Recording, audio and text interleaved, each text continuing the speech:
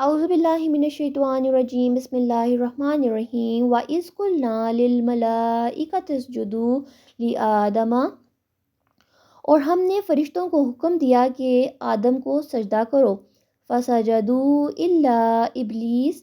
تو سب نے سجدہ کیا سوائے ابلیس کے، أَبَى وَاسْتَكْبَرَ،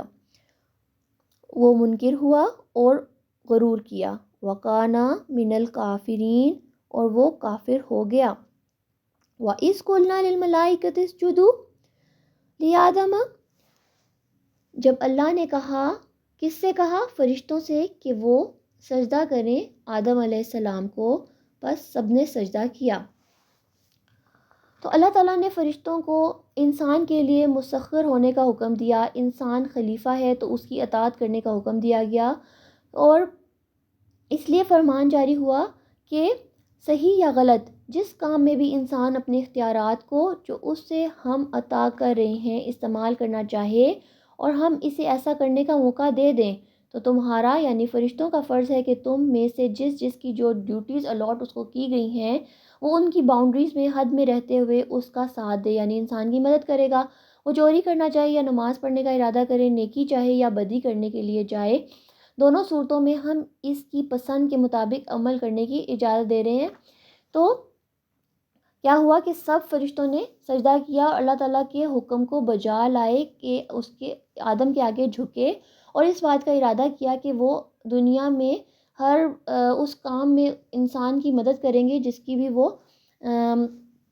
کا بھی وہ ارادہ کرے گا۔ تو ابلیس نے سجدہ نہیں کیا۔ ابلیس کون ہے؟ ابلیس کا معنی ہے انتہائی مایوس، جس نے اللہ کے حکم کی نافرمانی کی اور آدم علیہ السلام کو سجدہ کرنے سے انکار کیا، اور اللہ تعالیٰ نے اسے قیامت تک کے لیے مہلت دی کہ وہ انسان کو بہکائے گا اور اس کو گمراہیوں کی طرف لے کر جائے گا۔ اسی کو شیطان بھی کہا جاتا ہے۔ اب جو ابلیس جو تھا وہ فرشتہ نہیں تھا، کیونکہ حکم تو اللہ تعالیٰ فرشتوں کو دے رہا ہے سجدہ کرنے کا۔ جو ابلیس تھا وہ جن تھا، اور اس نے سجدہ کرنے سے انکار اس لیے کیا کیونکہ وہ اپنے آپ کو، وہ بہت غرور اور تکبر میں تھا کہ وہ اللہ تعالیٰ کی بہت زیادہ عبادت کرتا تھا، بہت متقی اور پرہیزگار تھا، اور اپنے گروہ میں، اور پھر اس کے علاوہ کہا جاتا ہے کہ کوئی بھی عرش کا ایسا حصہ نہیں تھا جس میں اس نے اللہ تعالیٰ کو سجدہ نہ کیا جائے۔ تو آگے جا کے اللہ تعالیٰ آگے آیتوں میں اللہ تعالیٰ نے اس سے ابلیس سے پوچھا کہ تم نے کیا ایسا ہوا کہ تم نے انسان کو سجدہ کرنے سے انکار کیا؟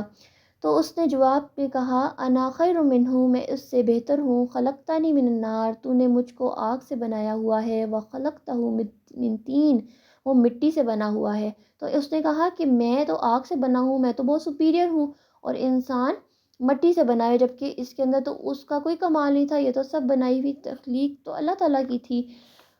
اور وہ اللہ تعالیٰ کی عبادت بھی بہت زیادہ کرتا تھا، اس میں تکبر کا ایلیمنٹ تھا۔ تو یہی بات انسان کو بھی سمجھنی چاہیے کہ اگر وہ تھوڑی سی بھی عبادت کر لے تو اس میں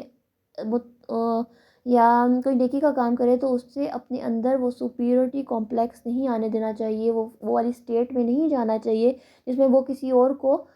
چھوٹا سمجھے اپنے آپ سے، اور اپنے آپ کو بڑا سمجھے، اور اس کو ابلیسی صفت بھی کہا جاتا ہے جس گھمنڈ کا شکار شیطان یا ابلیس تھا۔ آگے وہ کہتے ہیں، کہا جاتا ہے کہ وَقَانَ مِنَ الْكَافِرِينَ، اور وہ ہو گیا کافروں میں سے۔ تو ابلیس نے سجدہ کرنے میں انکار کیا تھا، وہ اکیلا نہیں تھا، اس کے ساتھ ایک گروپ تھا، مگر ابلیس کا نام صرف اس لیے لیا گیا ہے کیونکہ وہ لیڈر تھا اور وہ اللہ تعالیٰ کی نافرمانی کرنے میں پیش تھا، سب سے آگے تھا۔